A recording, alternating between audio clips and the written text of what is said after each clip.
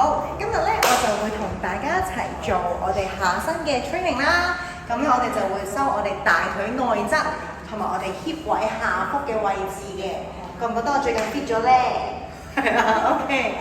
好，咁我哋首先咧留意啦，我哋會做一個雙撲手嘅深蹲啦。然後我哋首先雙腳向內八字，係啦，我哋雙腳盡量個腳掌打橫啦，收緊我哋嘅 core， 然後我哋雙腳屈膝落去。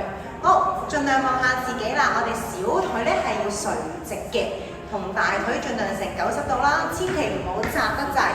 係啦，如果你將個雙腳窄得滯嘅話咧，你一斜咗個小腿，膝頭哥就好容易受壓受傷㗎啦。咁我哋慢步一步。好，然後我哋屈膝落去，吸氣，收緊我哋嘅 core， 夾實我哋嘅 pat pat 上嚟，呼氣，吸氣落去，呼氣上，吸氣落，呼氣上。咁我哋咧就會做12下一組啦。如果你係初學者嘅話，咁我哋就可以做3組。咁如果你係本身有開運動嘅，就可以做20下一組，然後就做3組啦。我哋今個禮拜一齊做。